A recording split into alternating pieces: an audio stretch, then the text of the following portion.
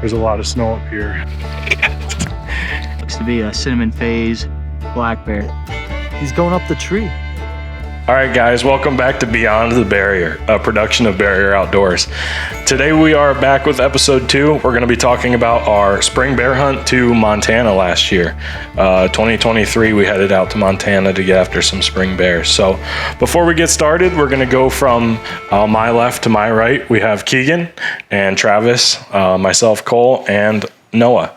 And so we're going to be going through the story of the bear hunt today, but if you want to go watch it on YouTube, it's live on our YouTube channel, Barrier Outdoors, right now, and it is called Lessons Learned, and you're going to, as we tell the story, come to discover why it is called that. So let's just start off from the beginning, how we got this trip rolling. So does anybody want to talk about how we planned for this hunt, how we e-scouted, or how we made the decision to go to Montana or the area in Montana we went to? Well, e-scouting wise, that was definitely yours and Keegan's realm of expertise. I didn't help too much on that one, so if you guys want to take it away. Yeah, well, mainly, Cole, you found the bitter roots. So why don't you start with, why you picked that or how you picked that? Yeah, for sure. All right, so in terms of e-scouting, one of my favorite products to use is called Go Hunt Insider, and they have a program called Filtering 2.0. So what you do is you go through and you select your parameters that you want to look for in a hunt, like harvest success and bear densities and things like that. And so you go through and you select all your options. Yeah, your options, and it'll pop up with a whole bunch of different units in the state for what you're going to be hunting. So that's what I did. And we went through and we came up with a couple different units, but in the end, the unit we picked was most conducive to the style of hunting we wanted to look for. So that's where we started off with, and then it kind of just spiraled from there. So moving forward from there, this was not my first trip out west, so the idea of gear and the things we were going to need wasn't so distant for me, but a lot of these other guys haven't been out west yet, so the process of preparing and getting the gear was a bit more of a hurdle. So if one of you wants to take on that challenge, what it was like to deal with that process and think about the gear that you were going to take. Yeah, so basically Cole already had like a pre-determined Excel spreadsheet that we went from, but Go Hunt and a bunch of other different social media channels have gear lists that you could look up. So a lot of those gear lists, especially Go Hunt, especially like Brady Miller, he was big, as well as Gritty. He does a lot of bear hunts. So they had a bunch of gear lists on there. So, we took Cole's general list and started playing with it and, adapting it to our own individual hunting styles. So, finding what was right definitely took a long time to do. But once, I think now it's a lot easier to be, to filter through things. You're like, that doesn't really look like something definitely. I want. Or that does, or, when we were on this hunt, which you'll see later, there's some, we picked our best gear and our worst gear, which was coming up pretty soon. We'll talk about it later in the podcast. But for the most part, most of the gear we picked worked, and anything you pick is going to work. You don't need super special hunting gear to go hunting. Yeah, so while we're on the topic of gear, before we get this story rolling and you can hear this hunt from all our different perspectives, let's talk about our gear. We'll start with Keegan and we'll end with Noah since he is just arriving and seeing what we are planning for this podcast. So we'll talk about our best pieces of gear that we worked out through this hunt. And then there were a couple things that popped out as our worst pieces. That's for sure. If you've watched the video by this point, you'll see that a lot of things did not go according to plan in this hunt. So we didn't have a full week to test out our gear. If you have not seen the video yet, pause this podcast and go watch that video and then come back and follow along with this story. And so now that you're back from pausing this and going to watch the video, let's get back into the gear. So Keegan, you want to start us off with your best piece of gear that you found on this hunt so far? All right, since you watched the video for sure. All right, so my best piece of gear would have to be my 85 millimeter Vortex spotting scope. After these guys found the bear when they went on their little water trek, they came back, and shortly after that, I spotted the bear, which ended up climbing up a tree, which was incredible. And if I didn't have that 85 millimeter lens, we wouldn't have had that detailed view of that bear, climbing up that tree, which was, how often are you going to see that? It was one of the coolest things I've seen in the woods. So not only climbing up the tree, but walking out the branch. Yeah, walking out on a branch was like a little tightrope walk. Incredible. So, when he asked like what the best piece of gear, that was like one thing that came into my mind. Like I think most of my gear is like probably some of the best, buying Sitka, stuff like that. It all worked really, really well. But I think the spotting scope really stood out for me. And that doesn't mean I'm not looking for alternatives, because that is a like 4.5 pound scope or something like that. Yeah. And there's alternatives that are a lot lighter. So that's that thing, the photographer in me is like, oh man, I could carry that bigger spotting scope if I could get those cooler shots. And that, like, it's really interesting because when we go on our little hunting excursions, like we went goose hunting this morning, it's just as fun for me to like film as it is like if I was to shoot something. So it's really interesting that I'm like leaning towards that, because I was afraid if I would be more of the film guy that I wouldn't be killing as many animals, but I'm not super afraid of that. So that's fun. Having somebody like that's always good. So I guess, there we go. On to Travis. Well, my best piece of gear was definitely my trekking poles.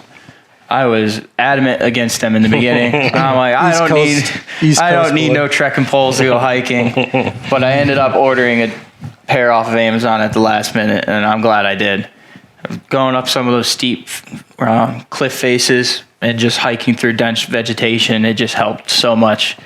And hiking through the woods by yourself is one thing, but when you have a 50-pound bag on your back, it's a completely different story. Yeah, it's like 4-wheel drive for your body. Yeah, being that we grew up on the East Coast. And even just the trekking poles for taking a break, it's annoying to sit down with your backpack and trying to get back up. Just lean over for a couple minutes on your trekking poles.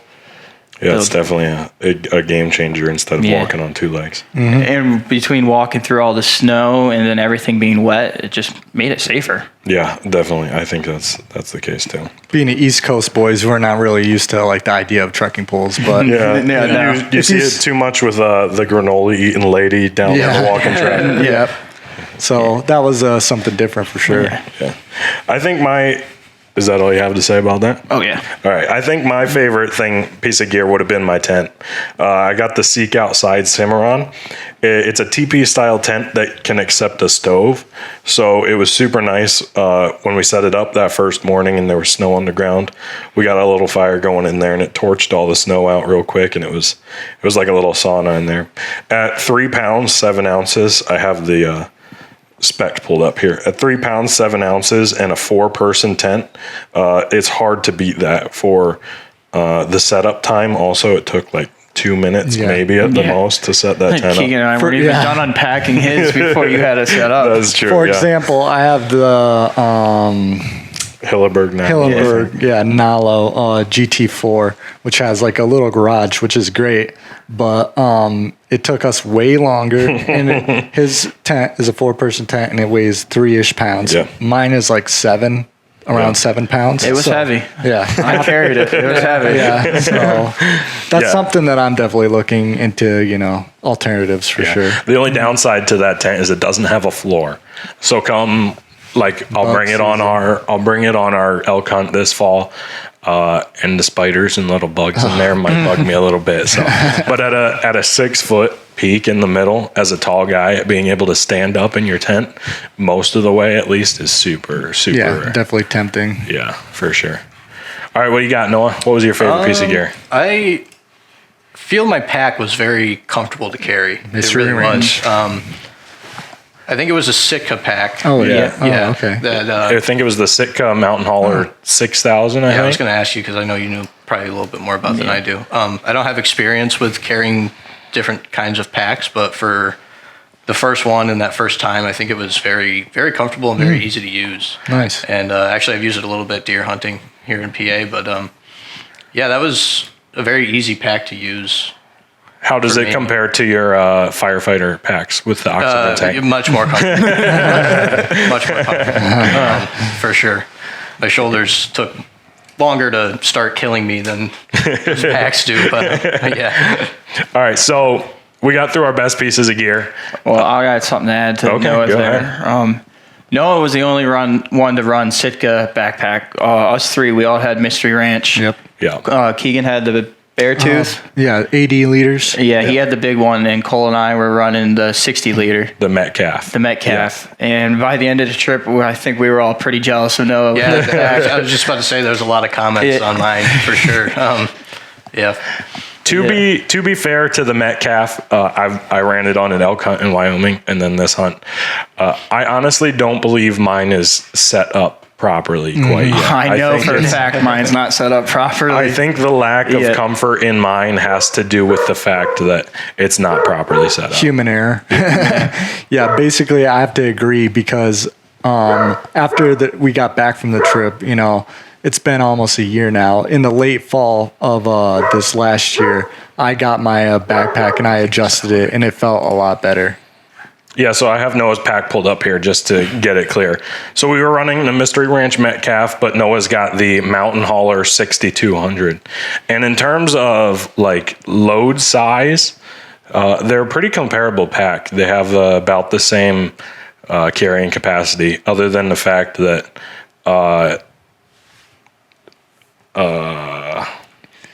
Bitty bitty bitty bum. I don't even know where I was going with that.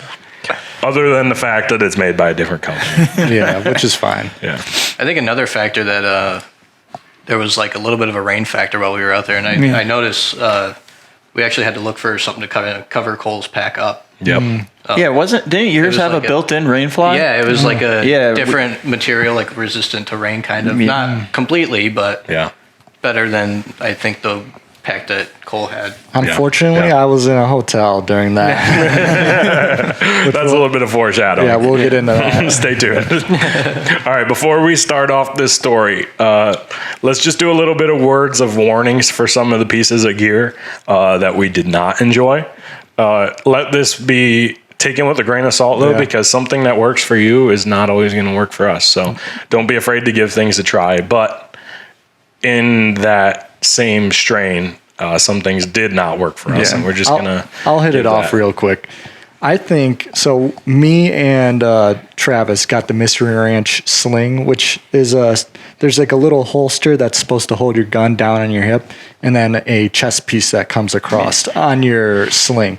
And I think if I was to use that like around here on the East Coast, I think it probably would have worked fine. But when you're carrying a big heavy pack, like you're already struggling with that pack, and then having another piece like flinging around on the side, that was the big issue. Yeah, the paddle caught every branch possible. Or it's just like it wasn't holding it tighter, like as tight as you need it to be. Like these guys had their guns on their backpacks, and like that would have been the easier route. It does take up some room on your backpack depending on like what you need.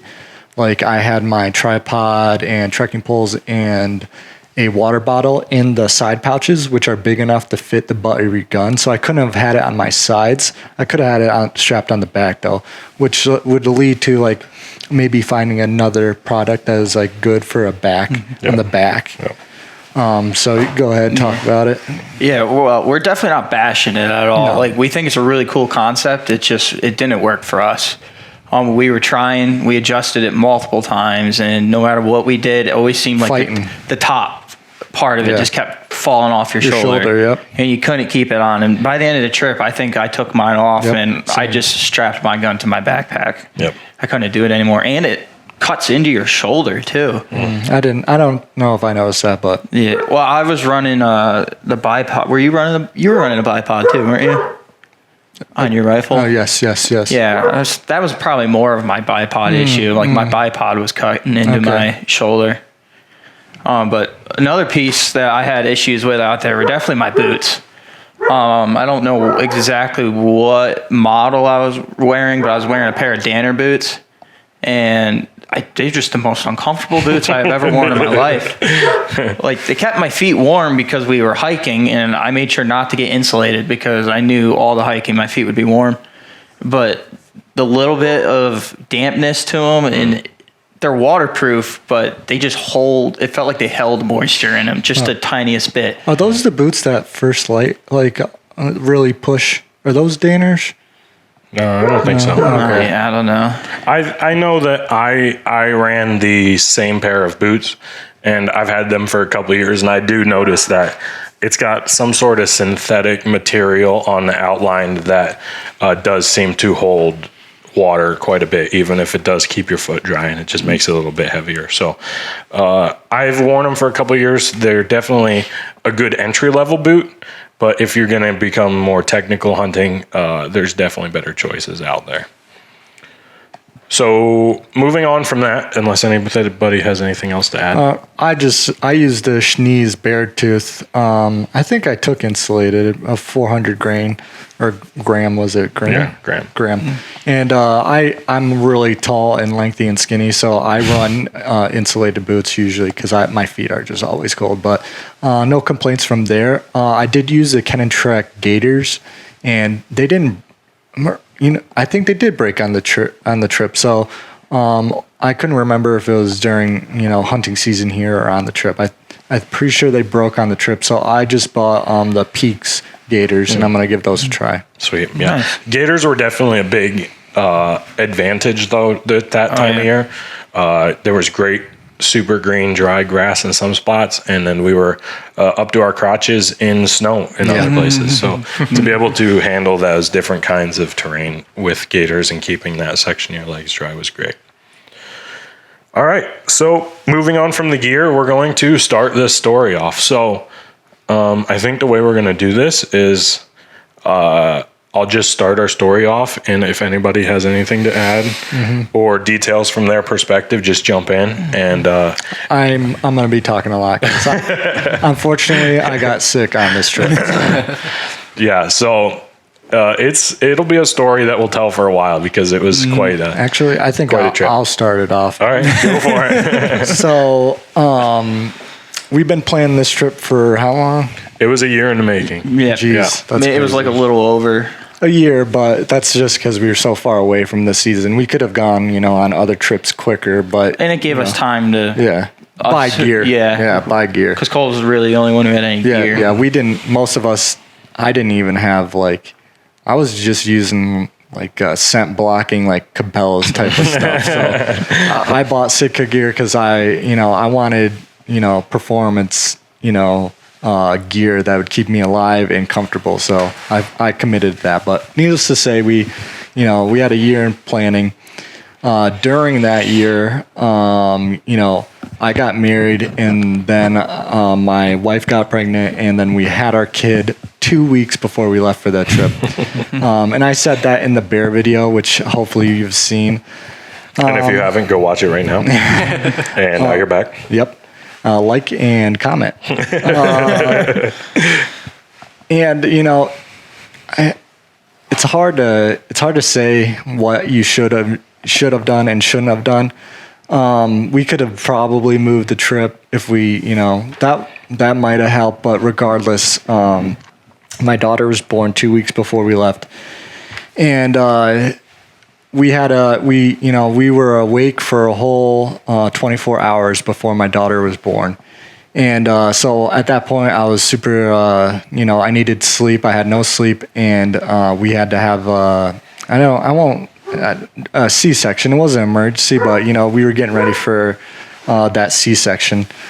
And I was left alone in a room. Everybody left. Unfortunately, my parents weren't there. I think if my parents were there, it would have helped a little bit, but my wife's parents were there.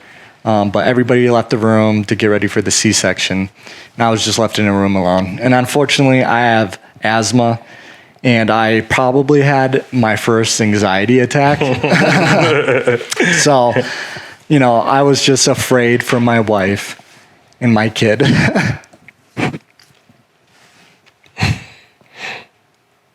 It's a big deal. It's not a thing to be taken lightly. And so jumping into this trip 2 weeks after a big life event like that is not.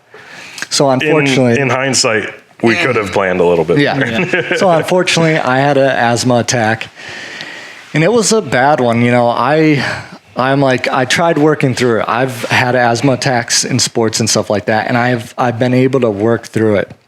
So, I was focusing on trying to work through this asthma attack, and I thought I was getting it, but slowly I was losing more and more breath, and I could feel myself fading. So I got up while I still had enough energy and got out to where all the nurses would be.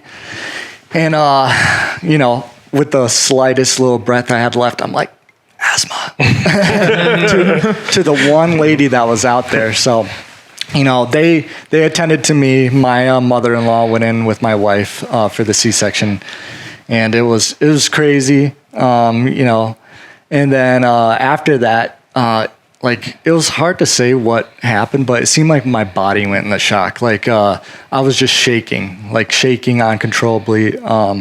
So I think that's all I have to go for that.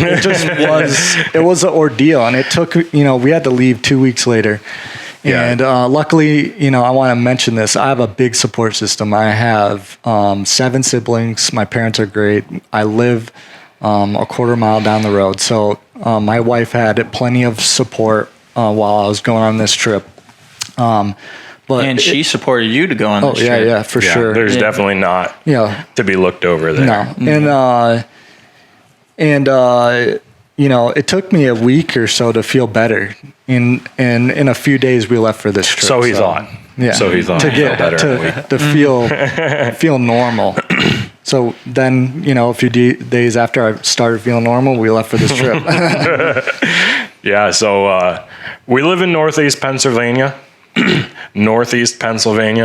And so ahead of us laid like a 30+ hour drive, and I know for a fact that Noah's not a big road tripper. He doesn't really enjoy that time in the car, but I'm pretty big fan of road tripping, and I don't know about these guys, but I like it. Oh, I loved it. Yeah. So music, fun. Yeah, something about that western part of those western states where it's just flat and you can drive for 4 hours and still look like you were in a place you left 4 hours ago. South Dakota.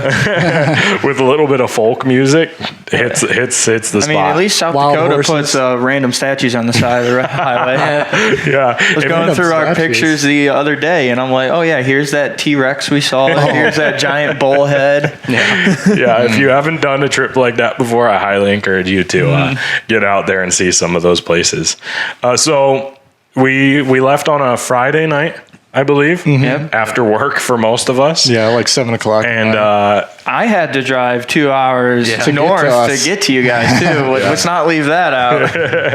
yeah, so it was, we started off pretty tired, and we planned on driving straight through, no stops. So our goal was to hit Chicago by the morning, which is like 10 hours, I believe, something like that. And it was just getting sun when we hit Chicago. I was driving, and I think it was like 4, because right before morning rush hour. Yeah, the sun came up over Chicago as we were rolling in. I think Keegan took the first 4 hours. Yeah. I took the first 4 hours, and then Travis took over when we hit Chicago. So it was the drive was pretty much uneventful. Yeah. It was good in terms of road tripping until we hit about the Wyoming border. And this is where I'll pick it back up. Yeah, the story that Keegan laid out for us is going to start to roll in already. Yeah, so Wyoming border? We didn't hit Wyoming. It was South Dakota, and then we hit. It was the Wyoming border because we dipped into Wyoming and then came up into Montana. We did? Yeah. I must have been asleep. You were driving. That's where the wild horses were, weren't they? I Where we stopped because we could see the giant rainstorm coming. Yeah. I did forget about that. So in Chicago, I took the first 4 hours, and then I tried, sleeping in the back of my pickup truck, Dodge 1500 crew cab. And I didn't sleep very good. And I think that's part of the reason that the trip started off bad, What Keegan's trying to say is it was a princess in the pea moment. If I don't get my sleep, I start feeling a little funky, which, I could take that. Is just, I think, on top of other things. This was a compounding thing. It just boom, and it just kept building as the trip went on. So, Chicago, got through it, drove through that day. And then, it was my turn to start sleeping again in the truck. And I was asleep. I fell asleep for a while, and it just came out of nowhere. I just woke. I think I was, groggily moaning. Yeah, you were. It was terrifying. That was very confusing. We're driving through Wyoming in pitch black, and Cole's next to me, and all we hear is in the back seat. We're like, what? So I think I started that already asleep. So I come to just the craziest motion sickness ever. It was which is weird because I didn't really have motion sickness growing up. So, I don't know. But we hit this, Wyoming border, and I'm trying to just not throw up at this point because that would have been bad, especially in a road trip truck. That would be terrible to smell. That would have been a fun ride home. So we were in the most terrible spot for you. In the middle of nowhere. Yeah. The nearest gas station from us was still 40 minutes away, and there just happened to be a hotel next to that gas station. That was very funny in my opinion. We pulled over just to, try and get Keegan to catch his bearings. Not die. I thought we were going to have to call an ambulance. We're I didn't even know what you guys were doing. That's how out of it I was. You weren't responding to us. And all I could do is just focus on not being sick. They got the hotel and everything without my knowledge. I was okay, here I go into the hotel. That's how bad it was. We pulled into a gas station and somebody. I don't even know a gas station. Somebody mentioned a hotel, and Travis gets on his phone, looking up, and he goes, "Oh, there's one down there right there." We turned around. Had no clue we were by a hotel at all. It's the gas station parking lot connected to the hotel parking lot.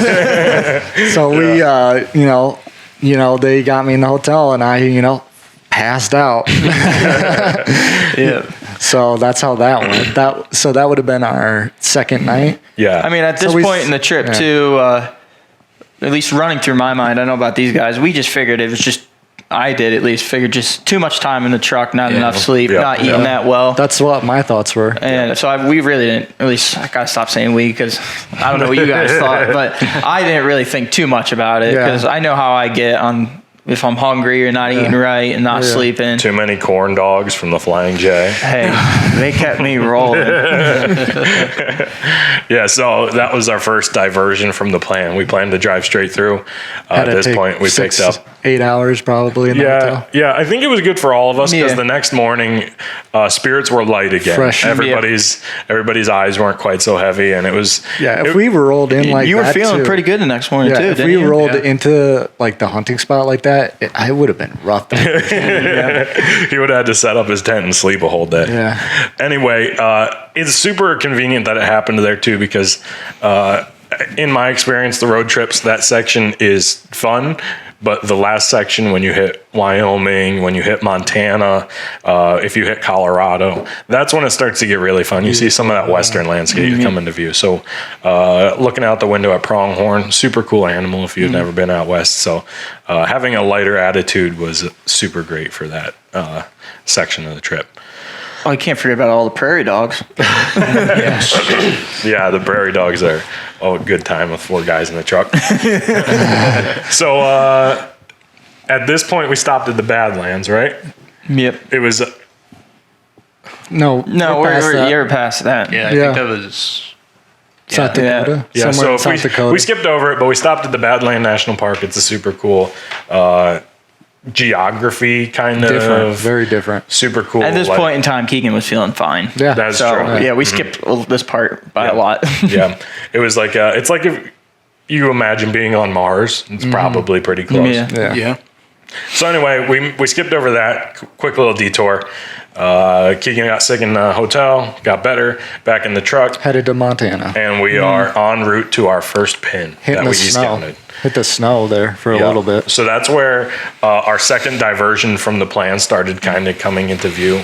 We headed straight for our first pin, and we got to our first spot at about 5 o'clock, Yeah, it was probably in the late. afternoon.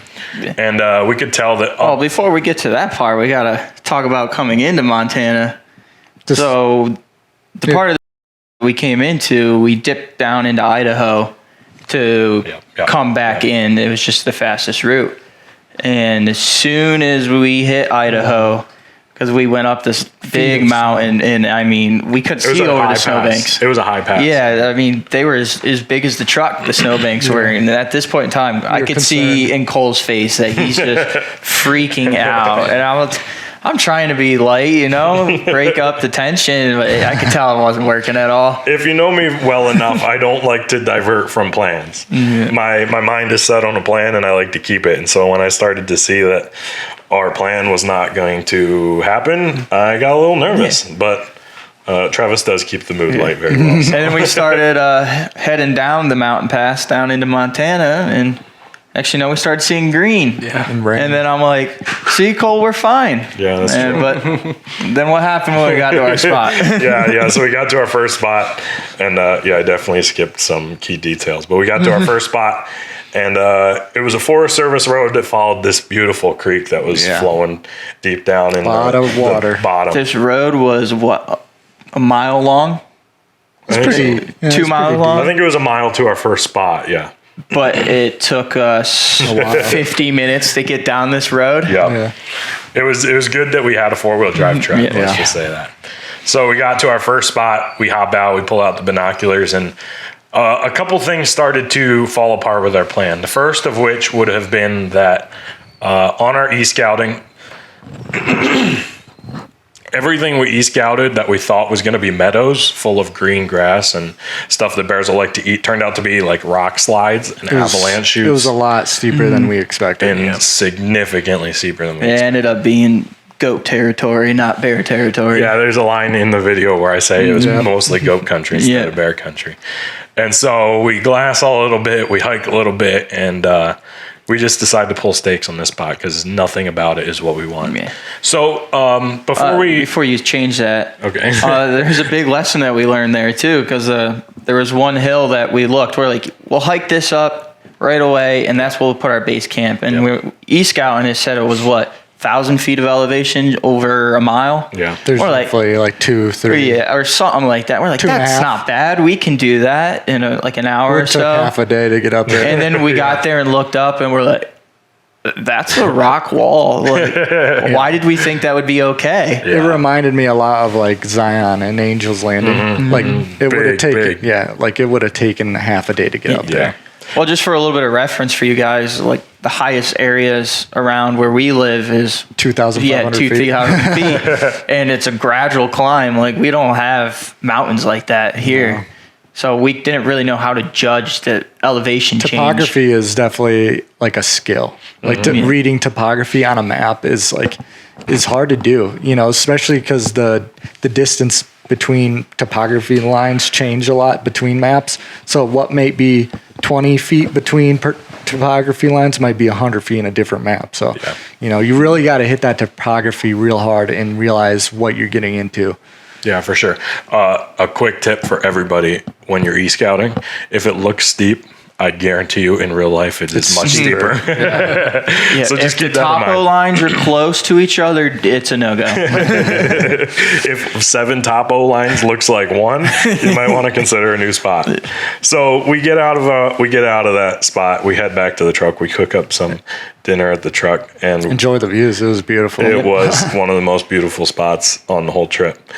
And so on our way in, like Travis said, as we came out of that mountain pass, we saw a lot of green. And so some of the tactics for when you're hunting spring bears, you can either walk Forest Service roads and hunt them just by rounding corners and finding bears in the green grass.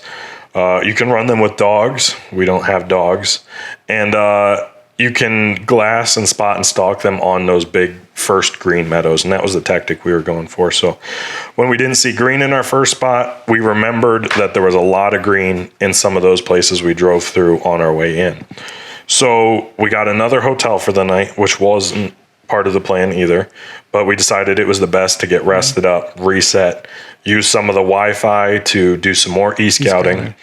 And we found a great spot that we headed to the next morning. So we actually passed that spot as we were coming down that mountain pass, and I just remember that sign. It was, what was it, National Forest or something like that. I believe I have them written down as we were. I was going through my notes. Yeah, and it was just like a big sign, and it was in the middle of nowhere. A national forest. That national forest was what? 100,000 acres. We're not spot burning at all. I'm not telling you our trailhead, so don't keep listening. They had tons of trailheads, but we just happened to see it, and we looked at it, and we're like, we know it's green, so worst case scenario, we just bomb down the service roads and see what we can find. There was a lot of service roads, which is like super cool. We don't have like millions or thousands of acres of public land around here. We don't have much. So, having all that land to drive on it is really, really cool. Yeah, it was super cool. And so, that was our plan for the next day. We got a good night's sleep again in the hotel, so we could be rested up for what we hit the next morning. So we loaded up the truck and had a beautiful drive to the spot the next morning. Some of the best sunrises and weather occurrences, things like that I've ever seen. So we got to our trailhead and we loaded up the truck. We finally got our packs out. We finally got everything strapped down and strapped on, and we headed in. And so we climbed about 1.5 miles in, following a... Well, first we drove. Yeah. When we drove in, it was probably 10 miles. Yeah, the service road that we drove in. For reference, the valley was around 4,000 feet in elevation, and by the time we started at 4,000. By the time we ended up at where we parked the truck, it was around 6,000. So we went up 2,000 feet of elevation in a morning, which maybe isn't the best idea for like getting acclimated as well. Yeah, so we got into our first spot, and took us a little while to find where we were going to set up. There was some snow up top that we had to work around and things like that. But we got our camp set up. It was a beautiful, beautiful camp, nice flat spot for our tents, and we set up for the day. We did some glassing. But the problem with this spot was that we didn't plan for it. We were real far away from potential hunting areas. That was like the big issue, that and water. Yeah, that's what I was getting at. We didn't plan for our water, and that's what leads us into this next key part of the story. So we're set up. We got to our camp and got our camp set up by like 9 o'clock probably. Which, why don't I throw in this too? On the way up into this camp, we followed a forest road that we couldn't access. It was gated off. Yeah, you could walk it, you couldn't drive it. And during that, I was struggling. And, looking back now with the foresight, I shouldn't have been struggling. So, like, there was still something wrong with me. So, while we were walking up, like, I only could get, a couple, 25, 30 yards. And maybe on the road I was fine for longer than that. But once we started, like, getting off the road, it was like 20... more than 20, 50 yards or so. I'd have to like stop and like get a good breath. It was really confusing then, and I should have noticed those changes. So like I was still, physically not in a good spot still. So like I was just struggling to breathe. I wasn't sure if that was asthma or what. So we got up into our, campsite and got set up, and these guys left for water, so we'll continue with that. Yeah, if we're being completely transparent, it was at this point where we were hiking ahead and looking back at Keegan, we're like, oof. Something's wrong. He's pretty slow up here. And, during that, I'm like, these guys probably think I'm a loser, that I'm like... No, honestly, I thought it was just your asthma, because my wife has asthma. And when we went to Utah, we were hiking, and the higher in elevation we got, the more it affected her. So I just assumed that's what was happening to you. Yeah, it's hard to say because I did go to like Zion and I hiked up to Angel's Landing, and that's like 2,000 feet, and I hiked that and I was fine. So I think it was just like lots of compounding, some of that lack of sleep, stuff like that. But I think there was something, from back when my child was born that was. I was just messed up, and I was just, I was afraid at this point, of like future, not for myself. I was not afraid of like, I knew that we'd be fine. I was afraid, like I was starting to get anxiety. Like, is this going to be every hunt? Am I going to be fighting to go on hunts? Like what limits are going to be, that's what was running through my head. It's like, what do I do now? Yeah. I love hunting. I want to do this all the time. Is this always going to happen? Like, am I always going to have to struggle through stuff? And I don't think that's the case. I just think, just all the compounding things was catching up to me. And, I didn't want these guys to think I was out of shape. Like, I was hiking, I was running in the morning, stuff like that. It's just like something, I was just, beat up. Yeah. Definitely. So, we got to our spot. We realized there's no water here. So, me and Travis. I'm going to take over the water story. Okay. Go ahead. Take over the water story. So, we realized pretty quick that we were going to need to find some water. Cole and I started off by melting snow he was trying to melt it over his stick burner in his tent. Had a smoky taste to it. When he would do it in the tent, it wasn't too bad. But it would take forever. It was terribly slow. Yeah, but so I was doing it over the open fire, and I made a whole bag of it, and I'm like, I can't do this. This is terrible. All you can taste is smoke, and I think I was drinking ash. So I'm like, all right, Cole. I'm like, we need to go find water. So we pull up Onyx, and we're starting to look, and we see a stream. Was it 200 yards away? Yeah, it was definitely close. So we're like, okay, Noah and Keegan. We're just going to hang back and we're going to just go get water. We grabbed quite a few water bottles and started hiking out. And then we get there and it's pretty steep hillside that we were on, and we were just walking straight across it. And it wasn't the nicest thing to walk across. The grass was still pretty damp because all the snow just melted off it. So we're just trying not to slide down this hill. And at least we didn't have our packs with us anymore. Or we lightened them up a bit. Yeah, they were pretty much empty. But we hiked and we got into this dense evergreen patch near the water source that we were going for, and we get there and we're like, "Yep, there's nothing." We're like, "Great." But we just took a minute because the patch we're in, Cole and I were like, "We expect to see a bull out bugling in here." Like that's just what the area looked like. So. Didn't we find a couple bones in there? There was a full elk carcass. Yeah, there was a full. There was a full elk carcass. You guys didn't tell us this. Yeah, I called dibs on the head if there was antlers. Yeah, well, we got distracted by the bear. So how did you end up going from finding the water to like where you were sitting to find the bear? So we followed the elk carcass down the hill. Yeah, we got a little sidetracked. It was a side mission. Because we actually were sidetracked, but we're trying to walk down a little farther to see if the creek would open up at all, but it just dried up, and there was so much deadfall and just underbrush. It was just terrible to walk through. So we probably hiked 100 yards down from our pin, maybe a little more. And then we're like, all right, we're just going to head back. And we just started diagonal line straight back. And it was thick stuff we were walking through. So we took a break about halfway back to drink some water, some smoky water. And Cole's fiddling around with his backpack or something. And I'm like, you know what? The sun's just blasting that mountainside over there. I'll pull out my binoculars.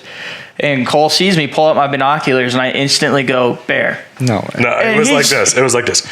There's a bear. Yeah, that's probably more accurate. And he's just giving me this look. He's like, don't do that. Like, there's no way. I'm like, no, get the spotting scope. I'm dead serious. There's a cinnamon phase brown bear or black bear right there. He's like, are you kidding me? And then he's like getting the spotting scope all set up, and he's looking. He's like, I swear, if you're messing with me right now, like, I'm going to hurt you. And I'm like, no, trust me, it's behind that tree, because it was moving a little bit out of our range. And then next thing you know, boom, there it was. Yep. Did you ever get any photos of that from that angle or not? Yeah, well, we sort of did, but we only had that one plastic tripod and stuff. Yeah. It wasn't the greatest. Okay. Yeah, it was pretty shaky, but we definitely got our eyes on it. And I want to throw in now too, while they're doing this, There was service here, and I got a text from Keegan. Go ahead. what did you say? So we had service, so it was easier to communicate while we were separated. I got a text from Keegan. I said, bear spotted. He goes, cool. Feeling sick, might have to come up with a new plan. And so that's where that's where the day takes a turn. Yeah, so I think the adrenaline was going at this point. You know, it was so beautiful going up. So like I was just like, you know, let's just get in there. So I don't think my body or my mind knew what was going on. So we got in there and, you know, settled in, and I felt great then. I was like, man, now I feel good. So I thought I was going to be fine. It was so weird too. Like, I don't even know why I started feeling bad, you know. I don't know why, but you know, we were chilling there. They left, and I didn't have to do anything physical. I just was sort of chilling, and me and Noah were, you know, walking here or there, sitting here or there, you know, staying warm, whatever.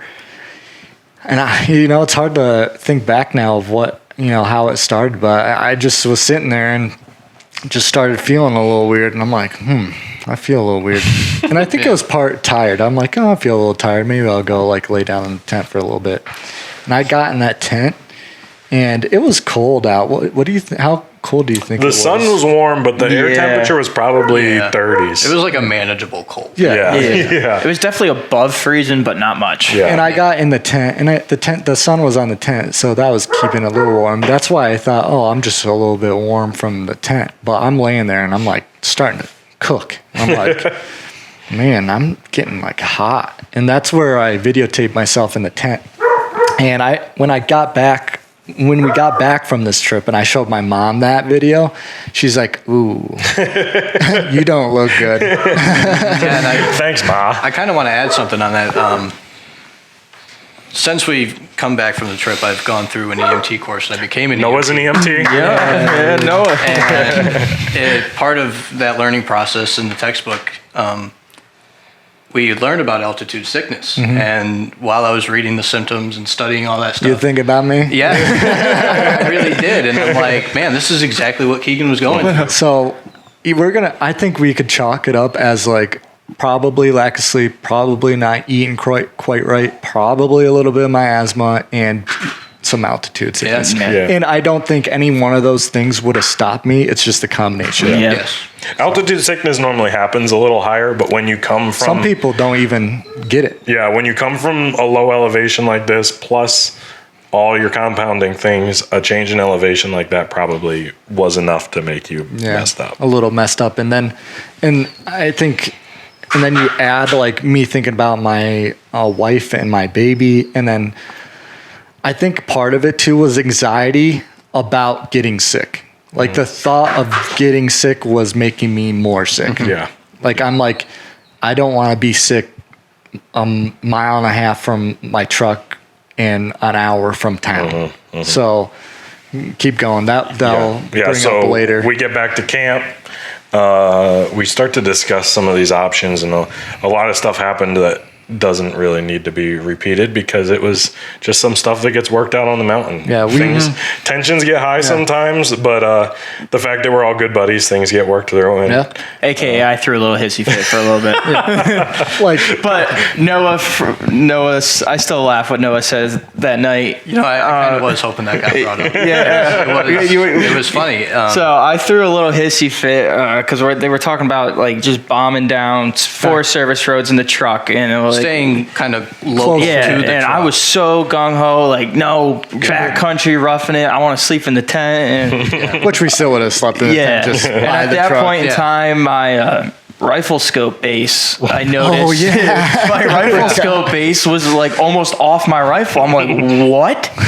So like I am frustrated right now. He's mad. I'm like, I brought my torque wrench. It's in the truck. I'm hiking the 2 miles back. Getting water too. And getting water. I'll be back in an hour.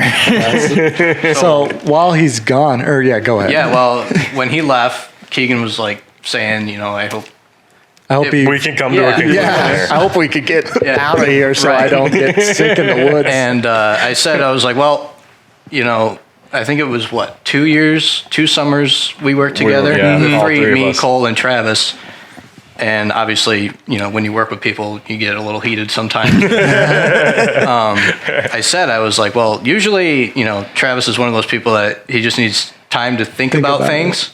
And then, sure enough, when he got back, he was like, all The right. first words he said, he was like, all right, we'll do it. Yeah, and then I was like, you're right. You're right. So then after Travis was calmed down and said all that, I get a text from Cole on my phone because we were in a spot where we had service.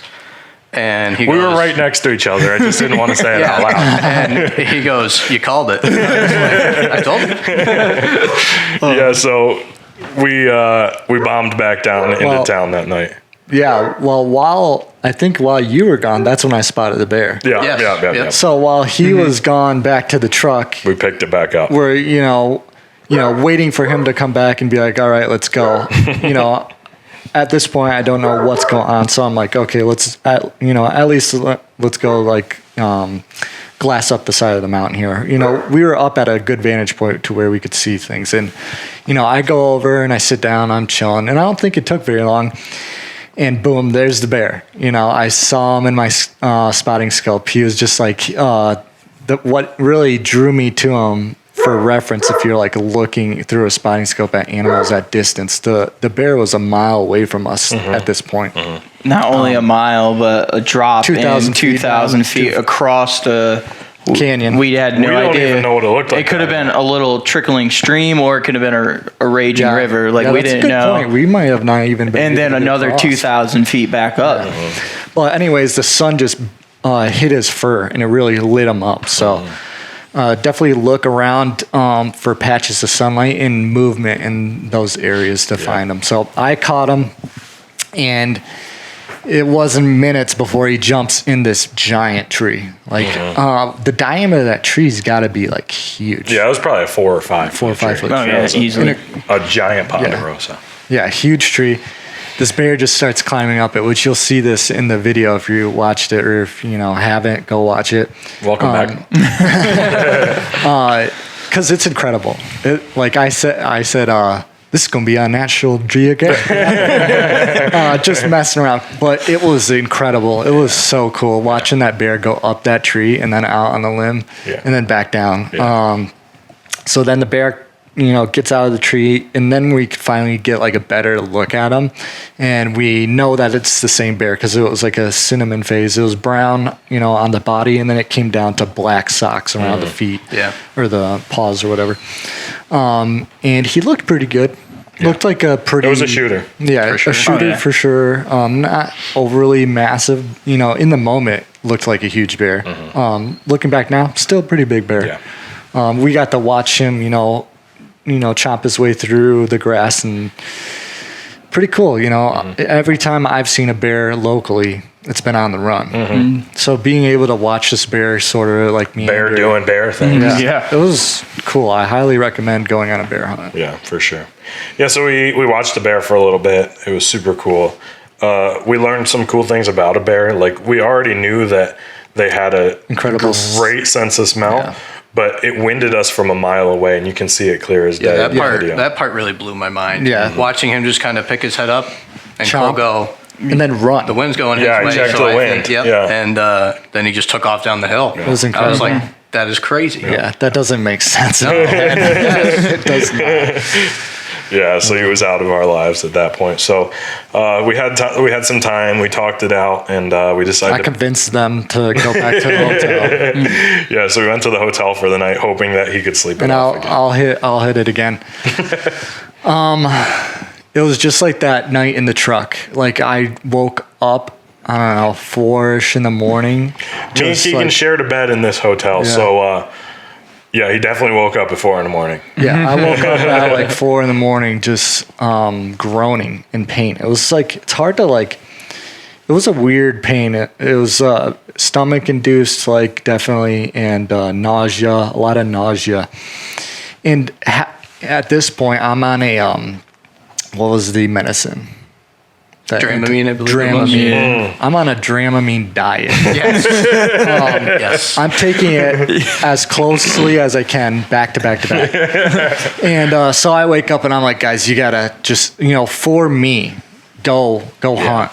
Go hunt. I don't care. I'll be in this bed all week if I have to. You guys get out there. So go ahead. Yeah, so we went and hunted that day. The bombing. Did it rain that day? Yeah. It was like a light rain. It wasn't anything terrible. It was enough to make the mood a little dreary. Yeah, when they came back later, they didn't look happy. So we bombed around, we stopped, we glassed some spots.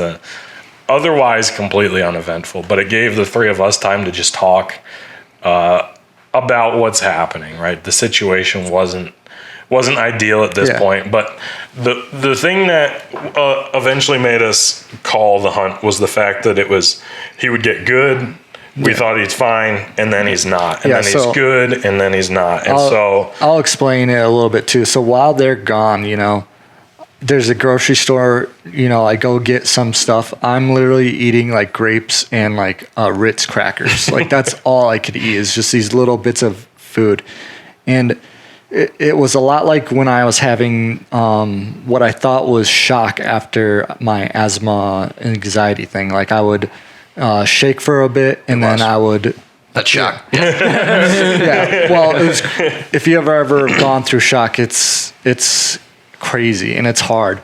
Like I couldn't imagine being like at war and going through shock. Yeah, like a lot of people think that shock is like, oh, you're injured or bleeding or something like that, but there's actually multiple forms of shock, and one of them is, I believe it's obstructive shock, where your body just goes through so much at one time and it just shuts down. Yeah, for example, going back to like after my asthma, which might have been like a multiple day asthma attack, because you could have those. I would, I would shake uncontrollably. Like my mother and my sister had to be like they put me in a bathtub and like had my feet up and stuff, and that would stop it. But then I would get back on the couch and I would literally just start shaking uncontrollably. If you're not watching this video, tune in. You can watch Keegan shake uncontrollably. So that was back before the bear trip. So I'm in the hotel room and some of this stuff is starting to come back. And I'm like, if I have to do this, it's going to be bad. Because I literally had like, I was not like, bathing Keegan in a tub. Yeah. Like I showered and stuff like that just to like, but I could notice that the shock was starting to come back. And I'm like,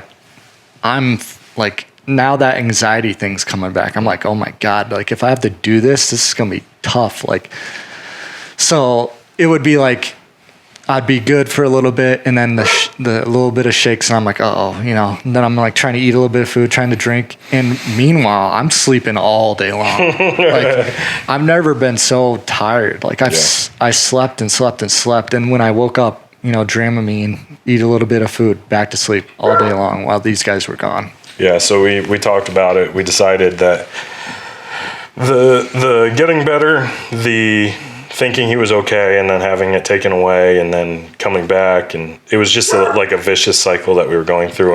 And it got to the point where we were like, at this point, we're still on a timeline, right? We all still have jobs back at home, so we need to be able to get back in an efficient manner.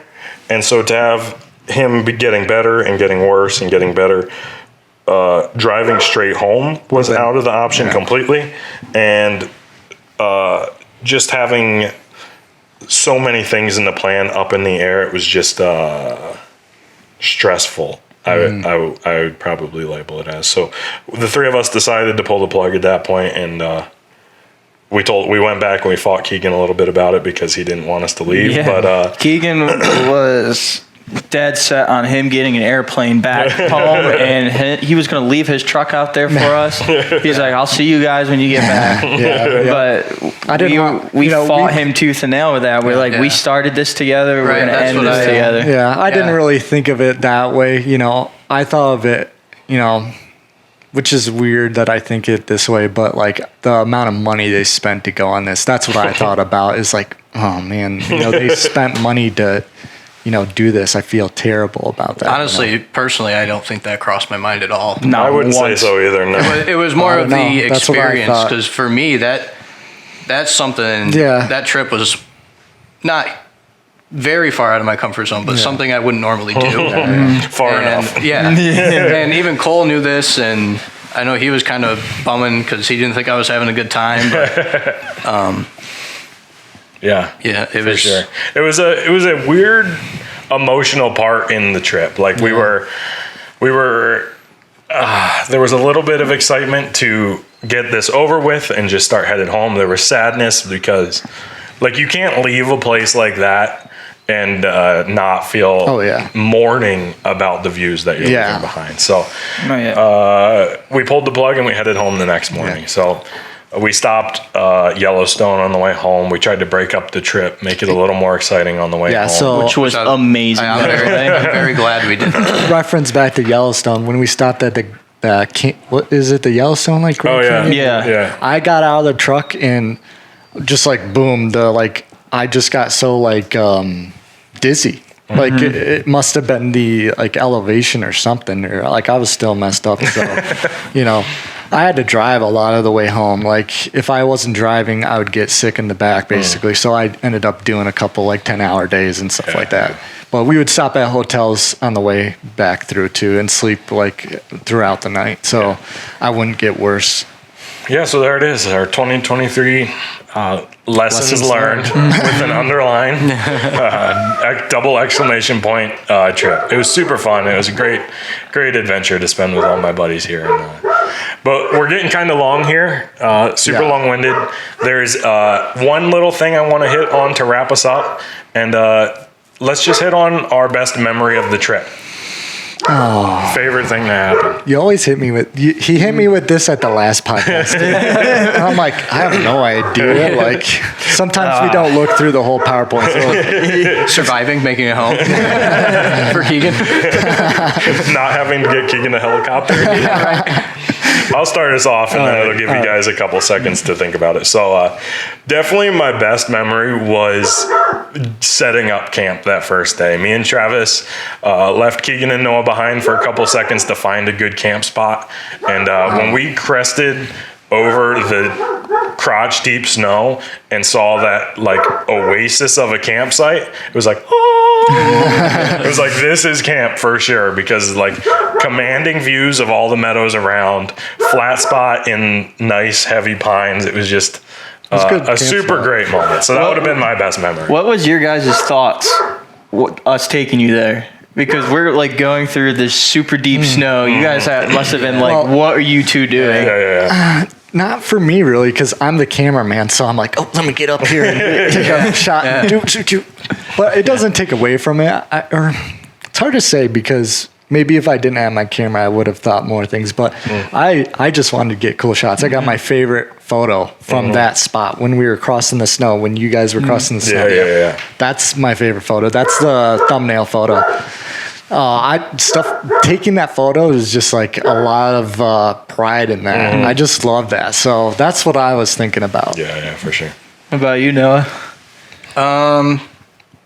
My favorite part was just simply being out there and seeing all that stuff. I think my funniest memory is when we got to that first spot. Oh, I know and where we you're going. climbed up the mountain to see what was going on, and on our way back down, the one time there wasn't a camera rolling. I went to there's a little, relatively big stream that was just going nuts. So I veered off from these guys to go film that real quick, and I missed the best. I think the three of us were kind of just in line walking down the same path, and both of them go over these like down trees, and I get up on there and I go to step and I just balance beam style. Boom!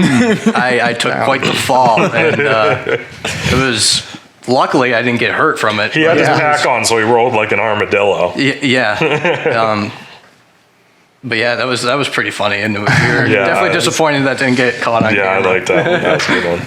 All right, so my best memory, so like when I think of like this trip, like I think of back in the day when like the settlers had to come across stuff like this, like it felt like a journey. So like I have to agree, like the whole trip was like the favorite part. It's like it felt like we were creating some sort of legacy. Like we'll be able to tell our kids about this, and you know we're doing it. I think doing it was the best part. It's like committing to doing this trip. Like we easily could have not gotten together and been like, let's go do something. It got lost in the planning stage. Yeah. It could have happened like that. Actually, we committed to it. We went out there, and you know the beauty of it, the like highs and the lows, everything. Like if you don't have bad, you can't have good. So like if you don't know how bad it could get, you don't know how good it could get. So we've learned, you know, how bad it could get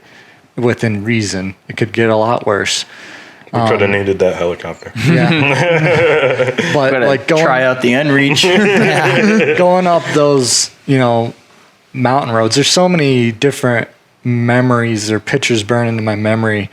But definitely going up those roads in the morning with the sunrise was like, with that fog, was just like chemically changing your brain. Like it's just like incredible. And I want everybody to experience that.